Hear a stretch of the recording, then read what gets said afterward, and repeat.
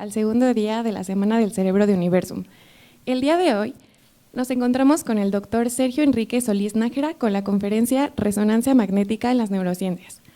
El doctor realizó estudios de posgrado en la Universidad Autónoma Metropolitana en el área de instrumentación biomédica. Como parte de su proyecto doctoral, realizó una estancia en el Laboratorio de Altos Campos Magnéticos. Al finalizar sus estudios de posgrado, tuvo la oportunidad de hacer una estancia postdoctoral en el Laboratorio de Neurofisiología Integrativa del Instituto Nacional de Psiquiatría Ramón de la Fuente Muñiz. Y actualmente es profesor de tiempo completo titular A en la Facultad de Ciencias, donde además de ser coordinador del Laboratorio de Física General del Departamento de Física, desarrolló temas de investigación como el desarrollo de traducciones de radiofrecuencia para IRM y aplicaciones en instrumentación biomédica. Gracias. Bienvenidos. Gracias, muy amables.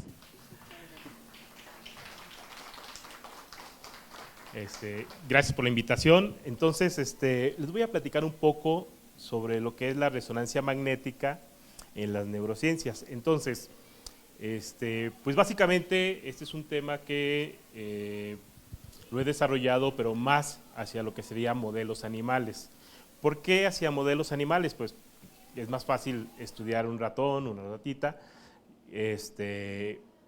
aplicar diversos protocolos que hacerlo con humanos. Entonces, lo primero que debemos saber es qué son las neurociencias. Las neurociencias trata sobre el estudio del cerebro, el estudio de lo que está sucediendo, pero dentro, en el cerebro, ¿no? Como ciertas acciones cognitivas. Es decir, si ustedes han escuchado sobre la operación que se realiza, por ejemplo, en neurología, en donde un músico está tocando el violín, ¿sí? Entonces, cuando este músico está tocando el violín, ciertas regiones del cerebro se activan. Unas van dirigidas hacia esas regiones que tratan sobre precisamente el accionar de las manos y otras sobre cómo recordamos o cómo recuerda el músico las notas que va a interpretar en ese instrumento musical, ¿sí? Pues las neurociencias estudiaría cómo es que se realiza esto, cómo es que sucede esta acción, ¿sí? O en qué partes del cerebro es donde nosotros las vamos, donde se pueden encontrar estas acciones más que nada. Entonces,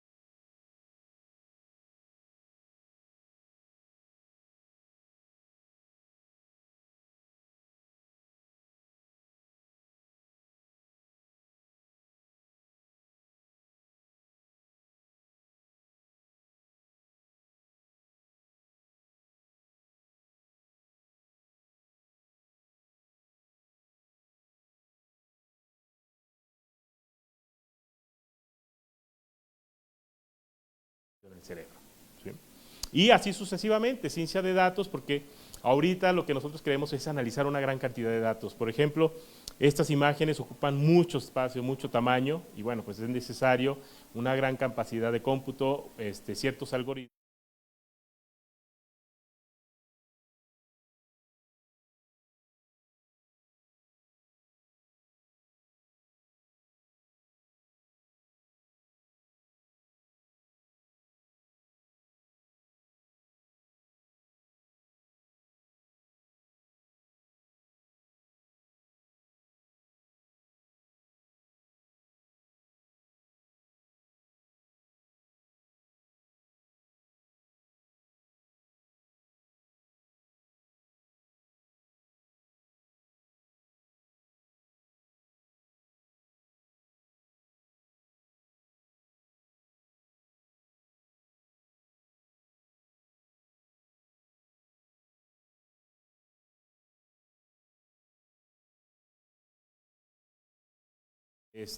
No son las únicas, existen algunas más que nos pueden ayudar a ver el interior de la imagen, pero para neurociencias son las más utilizadas. Entonces, nosotros los podemos resumir como la técnica de PET y la técnica de resonancia magnética funcional.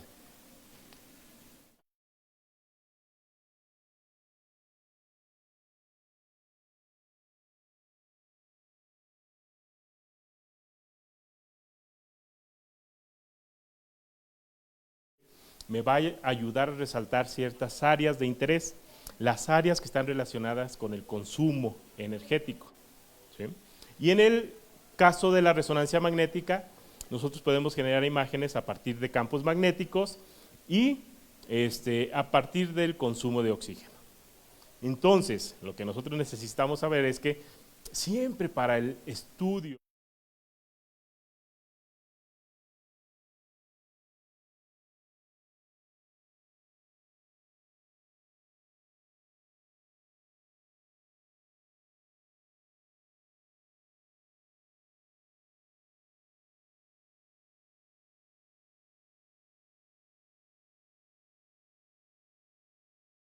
sistema de resonancia magnética. De tal forma que cuando entra, pues sucede algo muy particular con el cerebro, con la materia. Es decir que nosotros tenemos espines en nuestros tejidos, los cuales interaccionan con el campo magnético.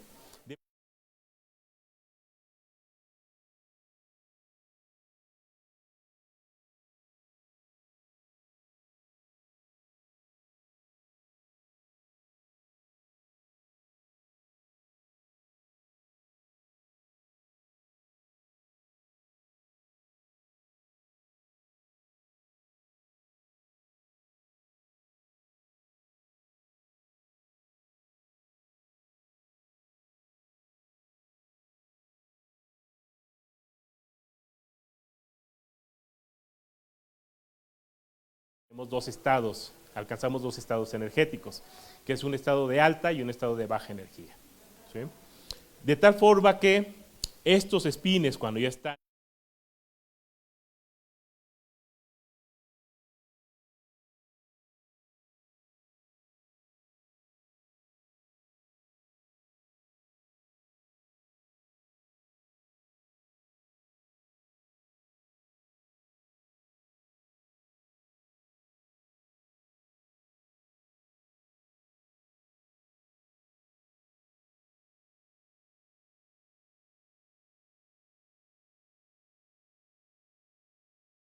energía, y esa es la energía que nosotros transformamos en una imagen.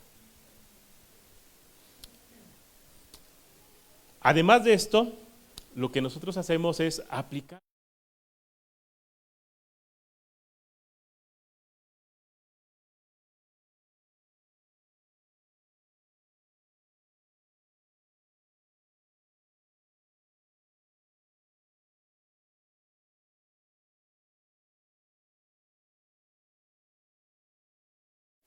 sí, ¿verdad? Está uno parado y está hasta por acá todavía, ¿no? Y luego está el centro, que es donde nos acuestan y nos meten. Pues bueno, todo esto en resonancia magnética es donde nosotros tenemos lo necesario para generar campos magnéticos. Lo interesante de resonancia magnética es que no utilizamos nada mecánico, todos son campos, y estos campos son los que transmitimos al cuerpo humano.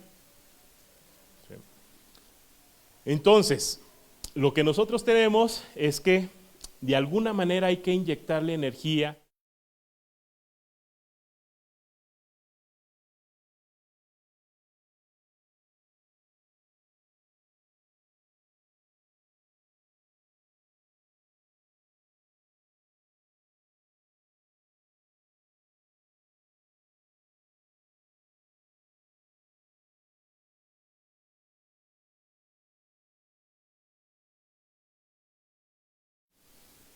Entonces, estos sistemas, como ya vimos, pues son grandísimos, por lo que son pesados.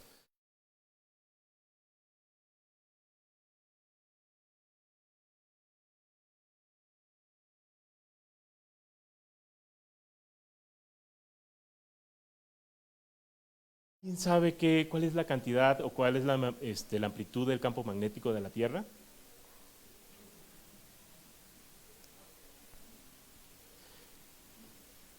uno. Pero si nosotros nos paramos aquí, sacamos unas llaves, o mis lentes, no les pasa nada, no se ven atraídos. ¿Sí? Pero cuando nosotros nos...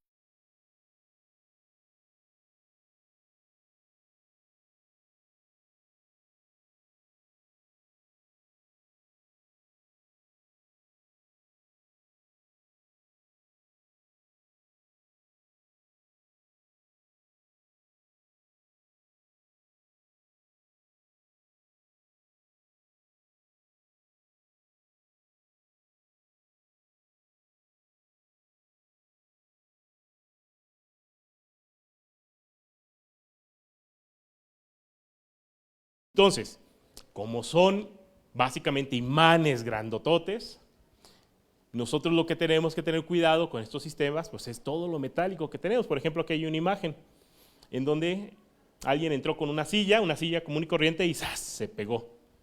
¿Ah? Ahí está el proceso de quitarla, está jalando. ¿Sí? ¿Por qué? Porque estos equipos no se pueden apagar. Siempre están encendidos. No es un equipo en el que nosotros subamos el campo y luego lo bajemos, lo levantamos y lo bajamos. No, siempre están encendidos. De tal forma que si nosotros entramos, hay que tener mucho cuidado con todo lo metálico.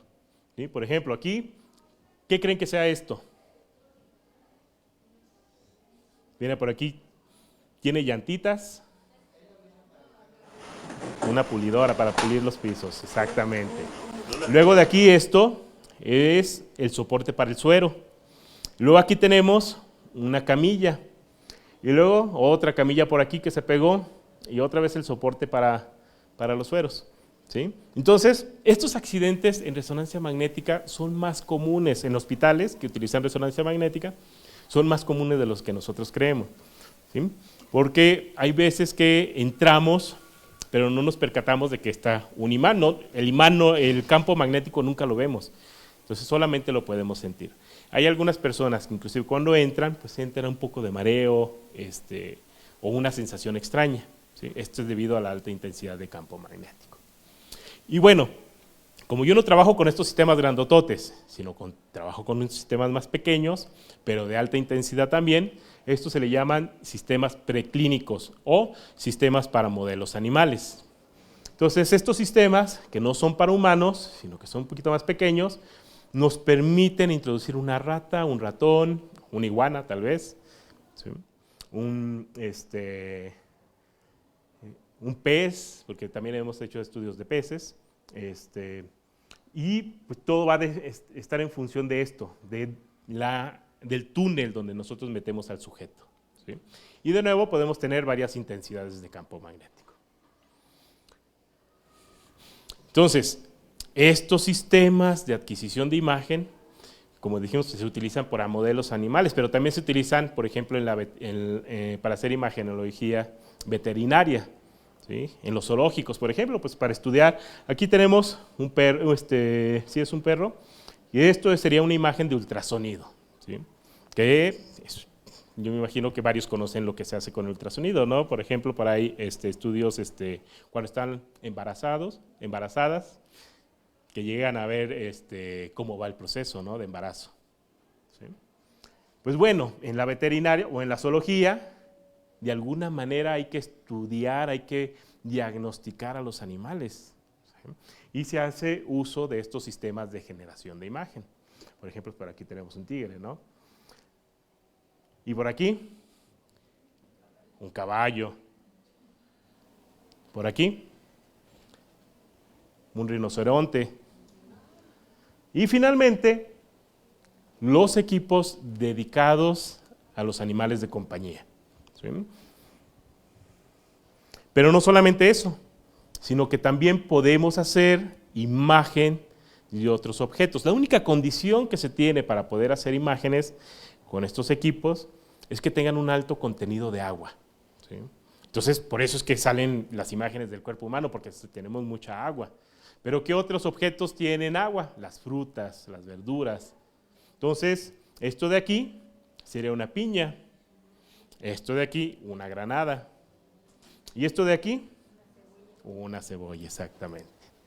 Entonces, ¿qué será esto? Exactamente. Ahí está la alcachofa. Entonces, esto sería lo que nosotros conocemos como que una vista lateral, y esto una vista axial. ¿Sí?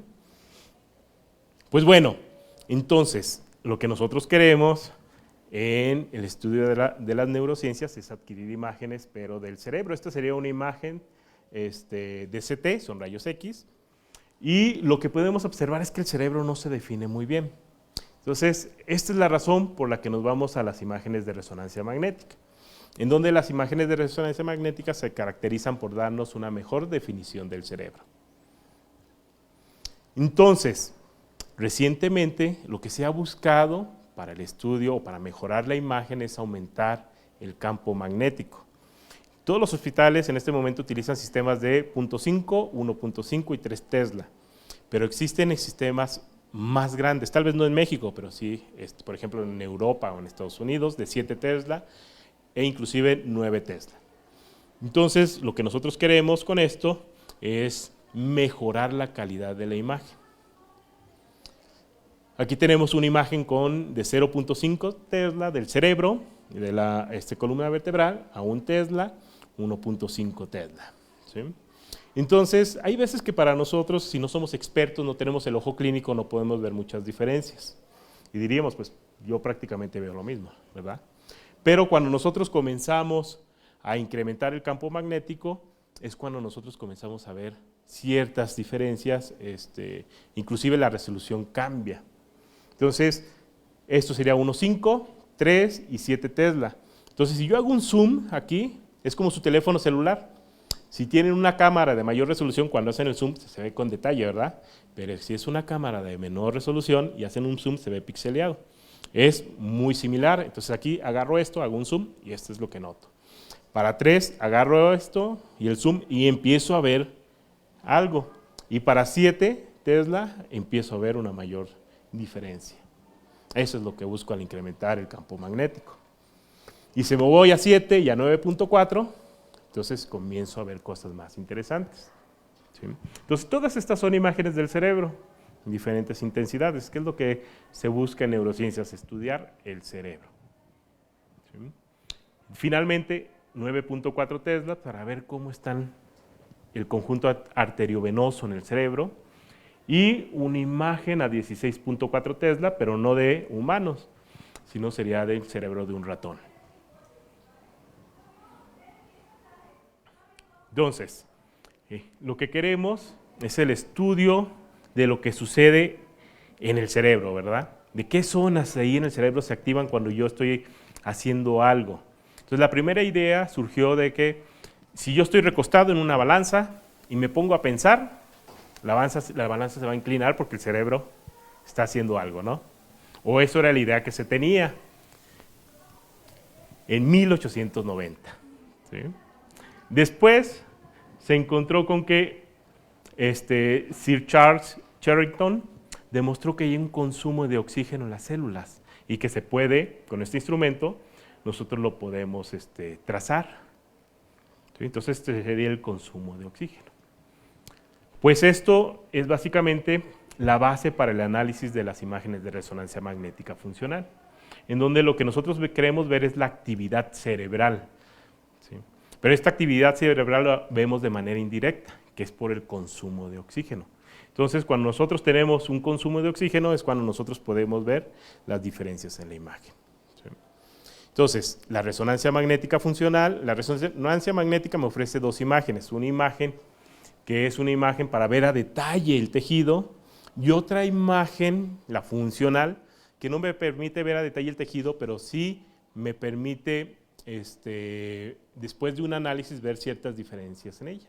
Entonces, por ejemplo, yo lo que tengo aquí, que esta sería una imagen que me permite ver a detalle el tejido, o una imagen estructural, y sería una imagen que se quiere de manera muy rápida, en segundos o subsegundos, pero que no tiene tanto detalle. Esta es la imagen de resonancia magnética funcional, y esta es la imagen normal de resonancia magnética. ¿Sí? Entonces, lo que nosotros queremos hacer en resonancia magnética funcional es adquirir muchas de estas imágenes y analizarlas. Entonces, lo que se hace es que el paciente se acuesta, como ustedes saben, entra aquí a este dispositivo, que este sería mi sistema de resonancia magnética, y por medio de campos magnéticos lo que hacemos es excitar los protones, recibir la información y almacenarla en una matriz. Esta sería mi matriz de datos. Esta matriz de datos es la que va a contener toda la información del cerebro, es decir, cada píxel que es en escala de grises me va a representar una zona del cerebro. ¿Sí? Y hay que recordar que esto no es bidimensional, sino que es tridimensional, que es un cubo de datos. No sacamos solamente una imagen, nosotros podemos sacar muchas imágenes del cerebro. Entonces, estas imágenes tienen diferentes tipos de contrastes. Tenemos la capacidad de diferenciar en una imagen el agua, el aire, el tejido blanco, la materia blanca, la materia gris, el músculo, la grasa, etc. y etc. Entonces, aquí se los pongo todos, estos serían los contrastes en resonancia magnética. Entonces, podemos ver que aquí, por ejemplo, en el centro, donde están los ventrículos, se ve el líquido cefalorraquídeo, es oscuro, pero aquí brilla. Esos son los contrastes.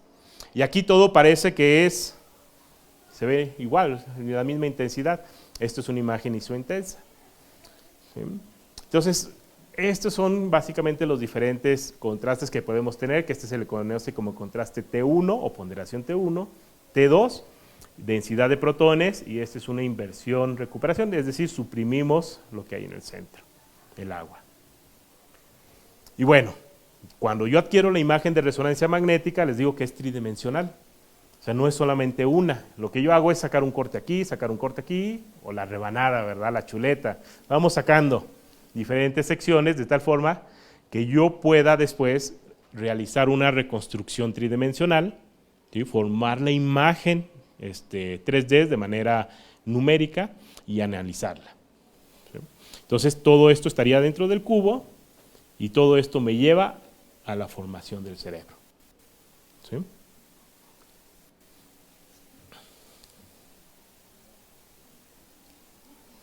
Pues bueno, cuando nosotros trabajamos en resonancia magnética funcional, no solamente sacamos un volumen con varias imágenes, sino que sacamos varias matrices, varios cubos de imágenes, de tal forma que podamos hacer un análisis de estas. ¿Y qué es lo que espero yo ver en este cubo de imágenes?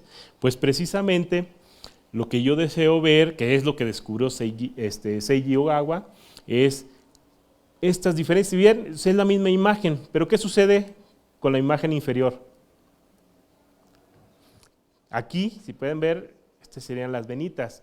Entonces, cuando hay un consumo de oxígeno, se resalta. Nosotros decimos que se ven unos ciertos artefactos. Entonces, esto sería con un alta concentración de oxígeno, y esto sería con una baja concentración de oxígeno. Entonces podemos ver aquí, que aquí se ve bien bonito, ¿verdad? Una esferita, una circunferencia. Pues bueno, cuando tenemos el consumo de oxígeno, lo que vemos, debido a que el hierro queda libre en la hemoglobina, o en la sangre, entonces este hierro empieza a interactuar y me crea estos artificios o artefactos. Entonces, yo lo que busco al analizar las imágenes es ver dónde se encuentran precisamente estos artificios. ¿Sí? Muy bien. Entonces, ¿esto qué implica? Pues que yo tengo que analizar toda esta serie de imágenes, todo este volumen, de tal forma que yo pueda encontrar las diferencias entre cada una de ellas y después poderlas representar. Es ahí cuando tenemos el análisis estadístico, el análisis de los datos, el análisis de la señal. Entonces, esto sería muy parecido a lo que encontró Charles Sherrington, que es Sir Charles, el consumo de oxígeno. ¿Okay? Entonces, esto se le llama como una respuesta hemodinámica. ¿Sí? Y la técnica que estudia el efecto precisamente del oxígeno en la sangre en resonancia magnética se le conoce como Volt. Entonces, yo ya tengo o ya sé que las imágenes estructurales son imágenes de poca resolución, no puedo distinguir entre los tejidos, pero de alguna manera en su interior si yo hago un análisis voy a poder encontrar diferencias. Y las estructurales, las anatómicas, son imágenes que se van a ver muy bien.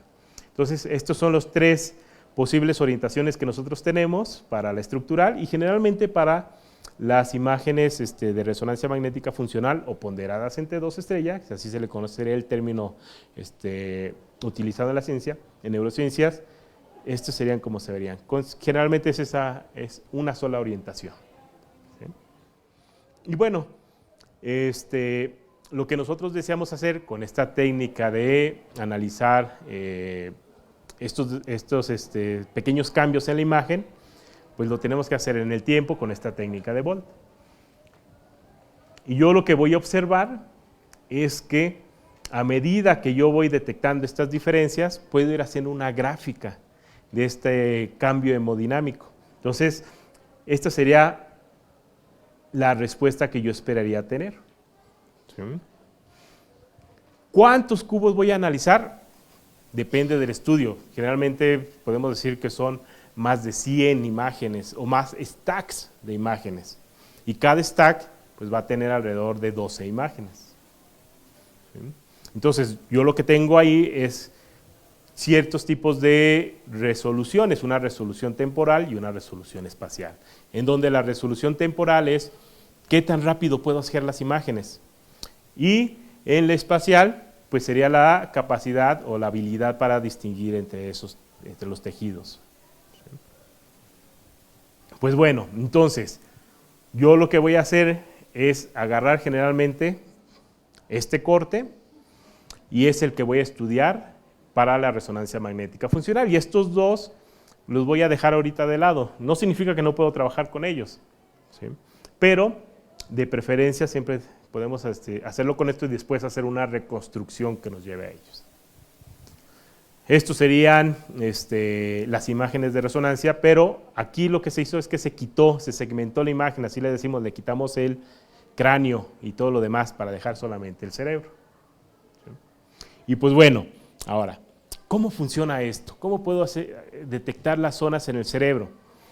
Pues, si yo parto de la idea de que cada vez que pienso en una actividad o en una tarea, hay un consumo de oxígeno, entonces eso es lo que yo busco en las imágenes de resonancia magnética. Pero para eso, pues debo de establecer el protocolo o la actividad que estimule el cerebro. ¿Sí? Entonces, supongamos que yo tengo una actividad para estimular el nervio óptico, la parte visual, y pongo una pantalla en negro, el sujeto acostado, apago luces y todo. Entonces, de alguna manera le transmito una imagen, primero en negro y después una manzana. En negro, fondo negro, manzana. Fondo negro, manzana. Pues de esta manera yo lo que espero es ver las regiones del cerebro que se van a activar. ¿Sí? Entonces, hay todo un proceso para que nosotros podamos manipular estos datos, porque el sujeto cuando entra generalmente no está quieto, sino tendemos a movernos.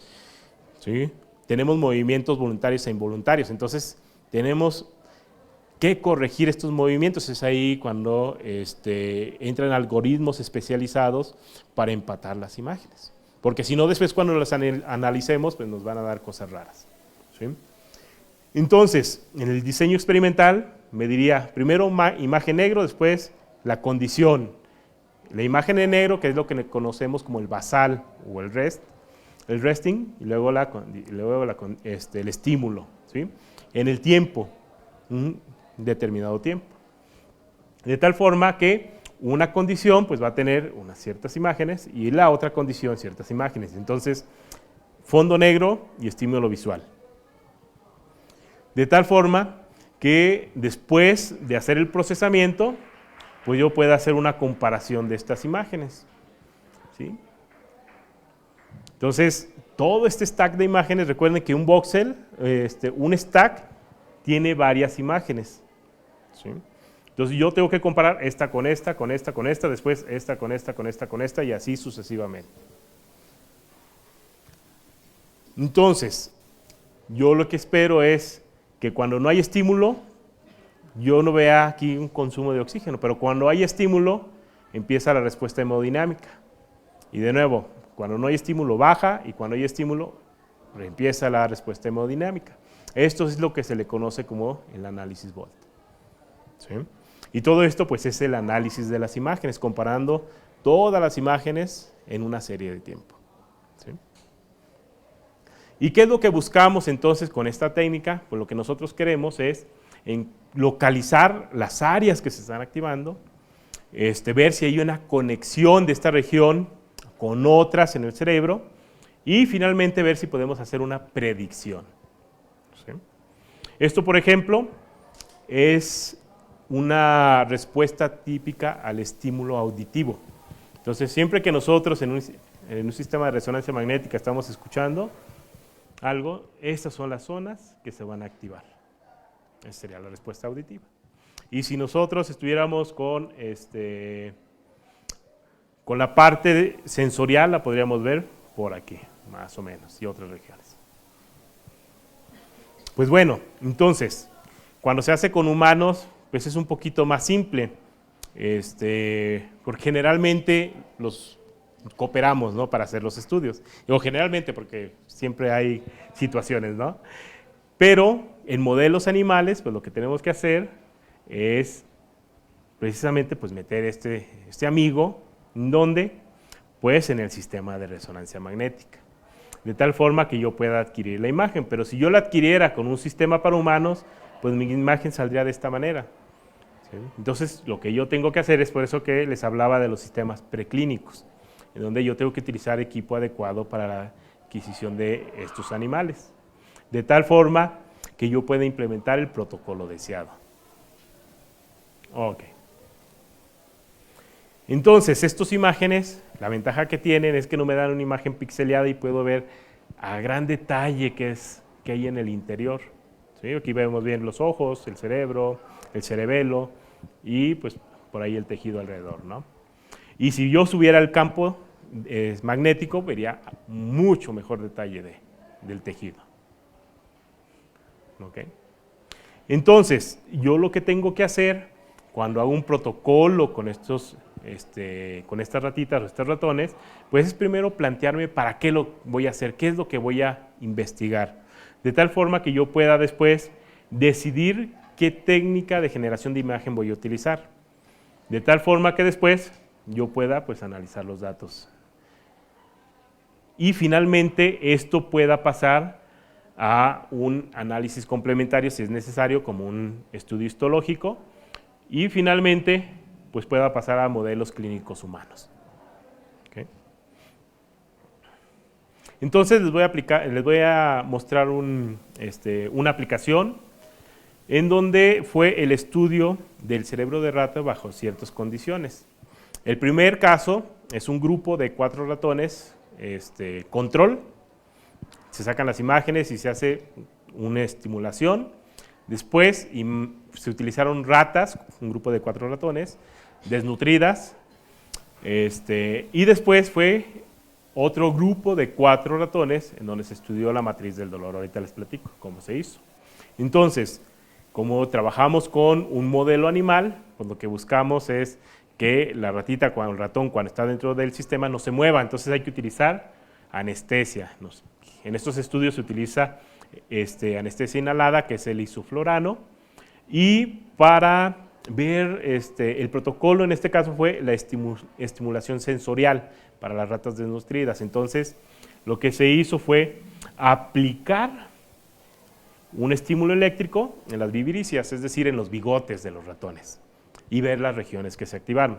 Tanto para el grupo control, que es el que tiene un peso normal, siempre fueron bien alimentadas, y las desnutridas, las cuales pasaron por un proceso de alimentación por competencia, en el que esto significa que se ponen varias crías y se les da poca comida, entonces se seleccionan solamente aquellas crías de ratones que estaban bajas en peso. Es todo un protocolo, y este es el montaje, en donde nosotros tenemos que utilizar un marco estereotáctico, el cual sostiene la cabeza de la ratita para que no se mueva. Después tenemos un electrodo para hacer ver el ritmo cardíaco y ver si está sufriendo estrés. Tenemos un termómetro para ver siempre la temperatura, porque estos equipos son muy fríos. Y esto sería, aquí nosotros tendríamos la estimulación eléctrica en las vibrisas, y después en el otro protocolo que les voy a mostrar, lo que estamos haciendo es un estudio de la matriz del dolor. ¿Por qué el dolor? Porque nosotros sabemos que el dolor es un padecimiento que sufren muchos mexicanos o muchas personas en el mundo. Entonces, ¿qué es lo que se ha venido haciendo? Pues estudiar dónde se puede ver la activación del dolor en el cerebro, ¿sí? De tal forma que con ciertos fármacos se pueda atacar o se pueda disminuir esta sensación. Entonces, el protocolo que nosotros utilizamos es encender, sería el electroestimulador, se enciende el electroestimulador, se ponen unos electrodos en las vibrisas, en los bigotes, y se enciende y se apaga, se enciende y se apaga, ¿sí? Y después hacemos el análisis de las imágenes. Sería, tal cual como lo digo, se enciende el término de on y de off. Entonces, esto de aquí es una parte en donde no aplico el estímulo sensorial, es decir, el generador está apagado, pero todo esto está encendido un cierto periodo de tiempo. Para el estudio del dolor, lo que tenemos es, de nuevo, la parte control, porque siempre tenemos que tomar esas imágenes de referencia, y después se hace un estímulo en donde se aplica un químico en la patita del ratón para sacar dónde se siente ese dolor. Enseguida lo que se hace es un proceso de denervación, es decir, se secciona el músculo, el nervio. Entonces después analizamos precisamente qué es lo que sucede con el cerebro, ¿no? Todo este protocolo de investigación y el protocolo de uso animal fue aprobado por el Instituto Nacional de Psiquiatría con la ayuda del doctor Francisco Pellicer. Y para poder estudiar las ratitas, se tuvo que hacer la antena, lo que les decía a ustedes que es la antena, que es la que se encarga de enviar la señal, sería esta y recoger la señal. Entonces, esta es la antena que me ayuda a generar estas imágenes, ¿sí? La diferencia entre ratas desnutridas y ratas en alimentación normal, pues sería que estas a la misma edad tiene un menor tamaño, ¿verdad? Y bueno, entonces lo que nosotros vamos a hacer con este protocolo es estudiar precisamente las imágenes y después hacer un análisis estadístico para ver cómo es la respuesta o el consumo de oxígeno, ¿sí? Que es una manera indirecta de ver la actividad cerebral. Ok, este protocolo fue implementado con ayuda por el doctor Rodrigo Martín Salas. Entonces, pues vamos a ver cuáles fueron los resultados, ¿no? Este sería el grupo control, este sería el grupo experimental. Entonces, este es un análisis morfológico tridimensional en donde podemos ver cómo es que es el modelo 3D del cerebro, ¿sí? Entonces, de nuevo, otra vista, pero viendo el cerebelo. Entonces, esta parte de aquí atrás. Entonces, estamos viendo el cerebelo del grupo control y el grupo experimental, es decir, que estas son las desnutridas y estas son las que comieron bien, desnutridas, ¿sí? Entonces, ¿qué es lo que comenzamos a observar? Que hay ciertas diferencias en el cerebelo, como que está más grande, ¿sí?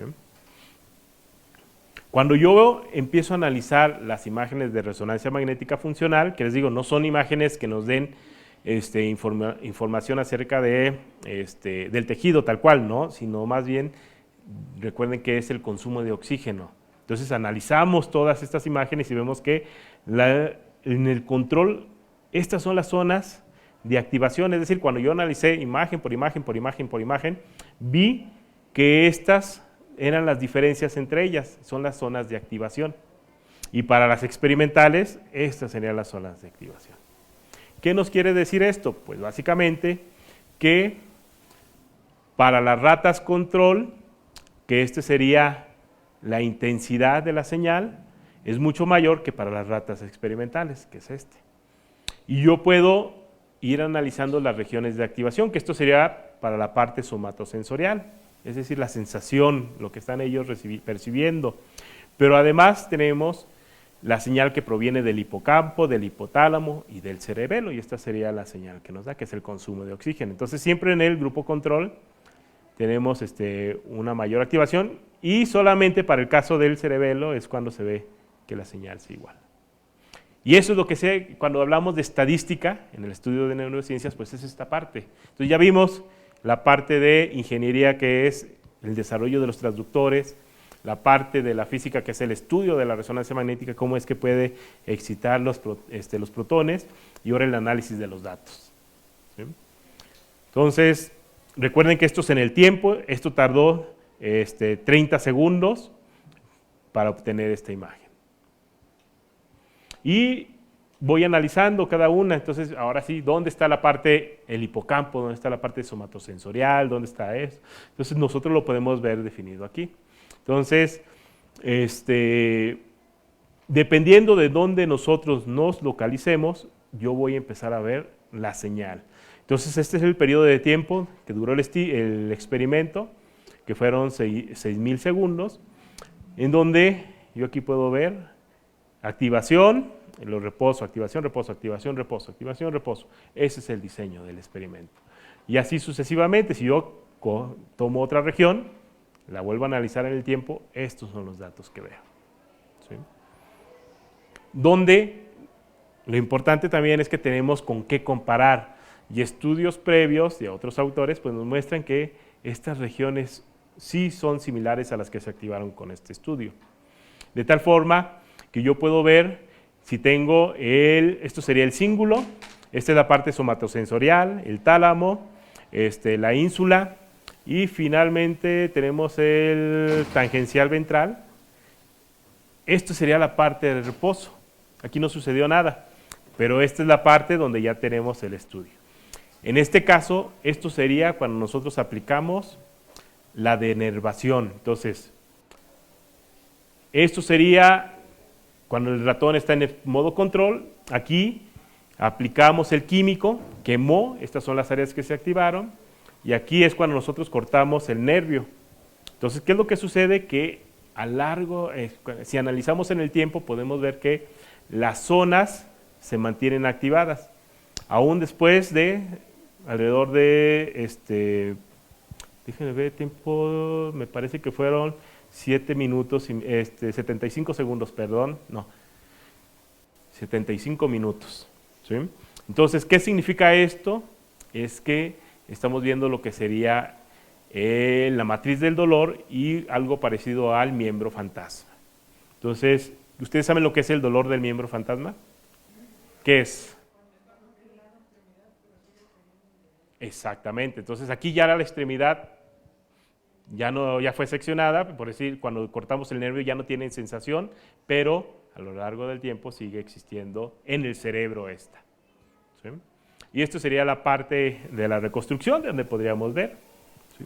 Entonces, de esto trata las neurociencias a grosso modo, aplicado en modelos animales.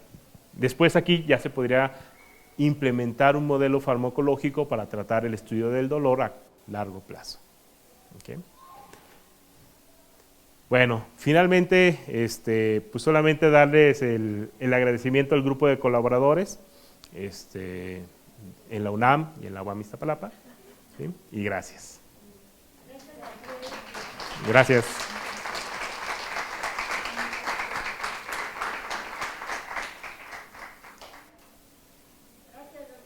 No, a ustedes por asistir. ¿Alguna pregunta? Bueno, la resonancia magnética nada más es para estudiar el cerebro. No necesariamente. En realidad todo lo que entre podemos ver. Podemos ver la pierna, los músculos de la pierna, preferentemente es tejido. Entonces, por ejemplo, el músculo de la pierna. En la columna se hace mucho estudio para ver si hay hernias, por ejemplo, ¿sí? O en el cuello.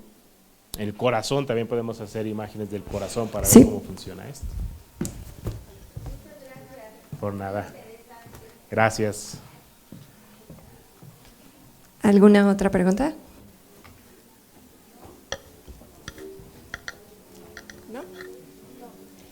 Entonces, leemos una de las redes sociales. Dice, el análisis de datos para convertir datos en imágenes se hacen en programas estándar o cada laboratorio tiene su propia técnica de filtrado. Depende del grupo de trabajo. Sí, hay grupo de trabajo que ya tiene una técnica estándar, pero eso no implica que nosotros no podamos crear nuestros propios algoritmos o nuestro propio análisis. Y ahorita, como está en auge esto del análisis de datos a gran escala, entonces están surgiendo cada vez más y nuevas propuestas para este tipo de problemas. Muchas gracias, doctor. Y pues gracias por estar en Universum. Si no hay ninguna otra pregunta, le entregamos a nombre de Universum una constancia. Gracias por participar en este segundo día de actividades de la Semana del Cerebro. Gracias a todos por estar aquí. Gracias, doctor. Gracias. Gracias a todos. Buena tarde.